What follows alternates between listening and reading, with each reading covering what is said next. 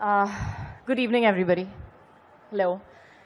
First of all, let me say thank you for inviting me to speak at the Telegraph Debate. I'm very happy to be here. A little surprised because I am not as prolific as everybody sitting on the bench over here, for and against. I was a little hesitant to accept this invitation, but the Telegraph was insistent. So if I make any mistakes, and if I speak any nonsense, it's their fault, not mine. Before leaving for Calcutta, actually, I asked all my dad's Bengali friends as to what I should and should not do at the Calcutta club. And I was told that, you're an actress, so you should just, if you have specs, you should wear your specs, and you should not smile too much when you're talking. So that's not going to happen. Sorry, I can't do that. And for the sake of vanity, since I'm an actress, I'm just going to do away with the specs for this evening. I hope I can impress you despite that. I have written down all my notes. I know that there are lots of passionate speakers over here, and they're going to be speaking off the top of their heads. But since I don't have that much experience, and the last debate that I attended was in school, I'm going to be safe on the safe side and write down what I have to say. There are many, many types of intolerance. Political intolerance is probably only one of them, and I'll leave the politics to all these people much more well-versed in it than me. I'll speak about the intolerance elsewhere, in case being myself. I've always been an intolerant girl. 20 years ago, I was pictured as a demure and docile Indian girl being brought up in London by a caring and strict father who allowed me to go on my first European trip with friends after much coaxing and cajoling. And then I meet this boy who quite famously held my outstretched hand and pulled me onto the train compartment even as it was pulling away from the platform. But once on the train, he and I were so totally on the wrong track. After all, how could any good Bharatiya Nari ever tolerate someone as frisky and flirtatious as a boy called Raj? I mean, come on, with overgrown hair, undergrown manners, from talking non-stop to dropping me on the dance floor to squirting water on my face with a rose. I mean, forget it. He made me so mad, forget intolerant. Mr. Speaker, sir, the boy I was seriously intolerant of in 1995 was Shah Rukh Khan. And it was only later that I, as Simran, managed not just tolerate him, but also fall madly in love with him because, after all, the Dilwala had to take the Dulhania away. 10 years later, another Khan was to fare far worse than Shah Rukh, of course, in the face of my intolerance. I was then a blind Kashmiri girl who travels with her parents for the first time to Delhi. I meet a Casanova tour guide who I lose my heart to. I get my vision back, but before our marriage, but then everything goes terribly wrong as he's killed in a horrible bomb blast. Years later, I'm living in a remote house in Kashmir, and this man turns up at our door, wounded and on the run. Without knowing who he is, I save his life, and after finding out who he is, I get married to him. Wow.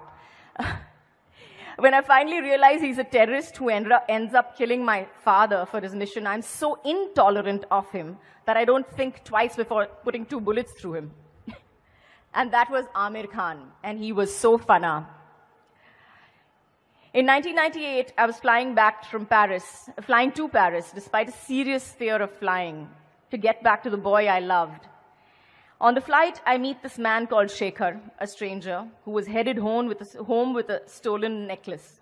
He slips the stolen necklace into my bag, stalks me for days, and manages to irritate me in just so many ways. I was severely intolerant of him until I realized he had a heart of gold under all those brooding silences. And that one line of his, "Aisa hi hu main," just stole my heart.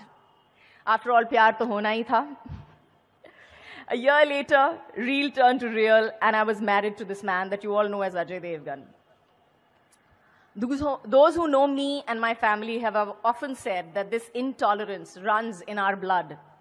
My mother, a Maharashtrian actress, acted in many Bengali films. She was fortunate to earn the affection of the people in Bengal, but she remained completely intolerant. Consider her in the film Deya Neya. She was acting opposite the iconic Bengali hero Uttam Kumar. My mother was an insolent, intolerant, but wealthy girl. And the staff in the house said that she had a military temperament. She has that in real life as well. It wasn't too much of an act. She fell in love with the voice of Uttam Kumar, who was a businessman's son who preferred to sing rather than look after the family business. His father threw him out of the house, and Uttam Kumar took a job at my mother's house. Intolerant girls are not often very clever, exception in this case. And she hardly realized that the person she was in love with was actually her chauffeur. Uttam Kumar tolerated her intolerance, and as it happens in movies, the end was a happy one. Sometimes there are rewards in intolerance. Over a century ago, on the Bengali stage, a great actor was playing the role of an intolerant zamindar. A member of the audience was so agitated that he picked up his shoe and threw it at him. The actor picked up the slipper and touched his forehead to it and said, "Today, my life is truly blessed." The actor was Girish Chandra Ghosh, and the gentleman in the audience was Ishwar Chandra Vidyasagar, one of the greatest Indians ever. Actually, we all play to a script. You may have seen Spielberg's movie, Who Killed Roger Rabbit? The vamp in the film, Jessica Rabbit, is a cartoon character, and she tells Spielberg, "I'm not bad, I'm just drawn that way." So, Speaker Sir, for these reasons, I would like to endorse the motion.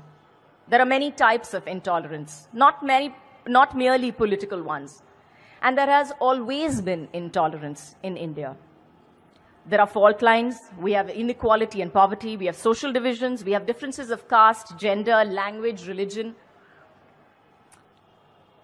And I am not a politician, so I think that to make all the social issues political is absolutely wrong. I also think that we all need to work together to make a stronger and a richer India. Only then will intolerance cease to exist. The debate on tolerance does not recognize this. It has thus become the new intolerance. Once again, Mr. Speaker, sir, I endorse the motion. Thank you.